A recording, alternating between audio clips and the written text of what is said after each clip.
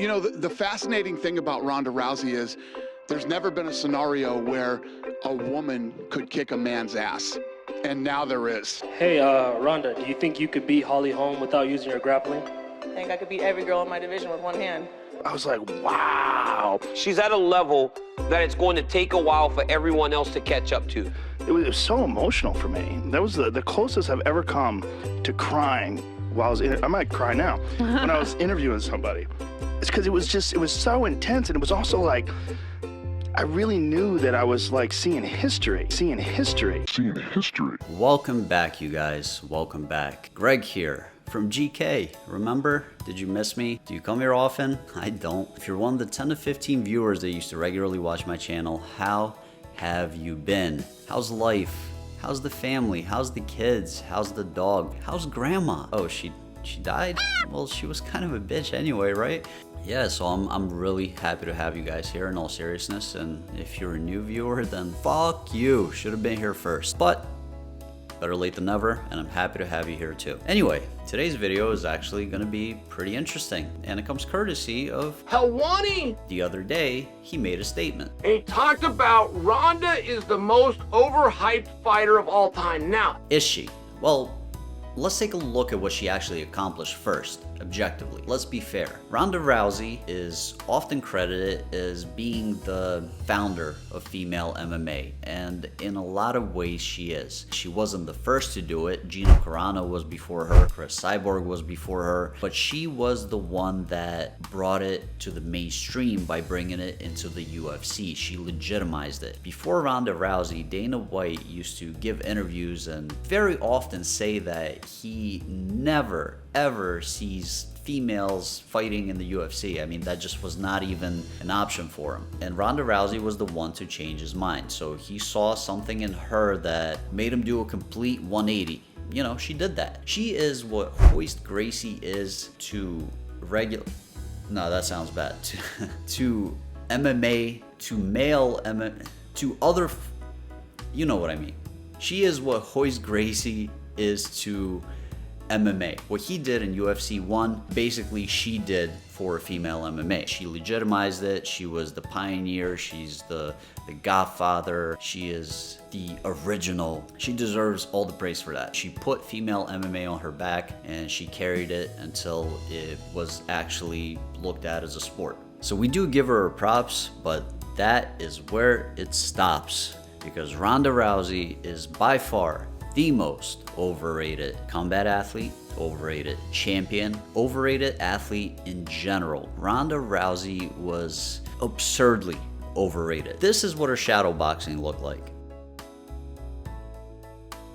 She was on the cover of Ring magazine. Ring magazine. That would be like me getting on the cover of some kind of a world famous tennis magazine with my competition being Roger Federer. When the last time I picked up a tennis racket, I was, I don't know, like 6, 7 years old. That's pretty much the equivalent. I mean, it was absurd. I don't know if you remember, but back in the day, Joe Rogan had Ronda Rousey and her coach, Edmund Tarverdyan, on the Joe Rogan Experience. And he literally cried. He cried when talking about how special of an athlete he was. It's because it was so intense, and it was also like, I really knew that I was like seeing history. It's like, it's hard. I know it's hard for you to probably talk about it because you're living it right now, but like you're in the middle of history. Like what happened there? What's going on with you right now? Like you're a part of some crazy movement right now. It's not just sport. It's like you're this very unique example for other women. Like that's never existed before. There's never been a female combat sports athlete like you. Nowadays, it's a totally different tune. And they just thought she could fuck up anybody on the planet. that's what I'm saying. The problem is, unless It didn't you're look like it. 100% all in with your training and your learning and your development, and you're making sure that you've got the right training partners and the right coaching and the right staff and nutrition and all these different things. If you have any part of that missing, then the people coming up who have all those bases covered, they're going to surpass you because they're talented too, and that's what happened with her. You're knee deep in the world. You know everything about it. I thought she was a once-in-a-lifetime athlete. I thought it was just unbelievable what she's been able to accomplish. Unbelievable. Listen, nothing against Joe Rogan. I'm not picking on him here. I understand he's only human. He's simply somebody I'm bringing up as an example of everybody else that was acting like that, because it wasn't just him. It was a ton of people. When she was in Brazil and she beat Bethe Correia, Joe Rogan got emotional. When you went down to Brazil, knocked that girl out like that, and then we're taking it all in, it was so crazy. I was so happy for you, and it was so crazy at the same time. It was nuts. The whole thing was such a strange moment. There was a feeling in the air, and there was a recognition of what was happening that was very different for me than any other fight that I've ever called before. It was a once-in-a-lifetime moment. Dude, once-in-a-lifetime moment. Bethe Correia, before she fought Ronda Rousey, was an accountant with no history in any kind of athletic competition whatsoever. And when I say athletic competition, I don't mean combat sports like boxing or, kickboxing or anything like that, or MMA, and not even grappling, jiu-jitsu or judo or freestyle wrestling or sambo. No, I mean, she had no athletic history whatsoever. She didn't even play JV football. And that's the person that was challenging Ronda Rousey for the title. And many of her opponents were that level fighters. They were complete novices. This isn't even really comparable to what Royce Gracie did in UFC 1, because at least Royce Gracie went against legit specialists. There were like kickboxing specialists and boxing specialists. Remember that guy, Art Jimerson, with the one boxing glove, because he said he only needed one punch, but they actually knew what they were doing. Ronda Rousey,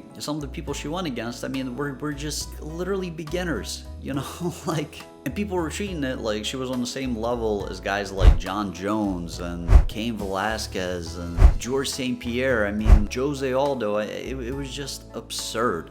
She was fighting soccer moms, accountants, and, decent wrestlers that just started training MMA. And Miesha Tate, 2 or 3 times she fought Miesha Tate. You beat Miesha Tate 2 or 3 times, and now you're the greatest athlete of all time? Okay. You couldn't do anything without people telling you how Ronda Rousey was just the greatest fighter ever. And I'm talking about in real life. Like, you'd be going to Taco Bell, you'd be like, yo, can I get a Crunchwrap Supreme? And the guy taking your order would be like, you're a man, right? Yeah. Oh, okay. Well, did you know that Ronda Rousey could actually hip toss you and break your arm?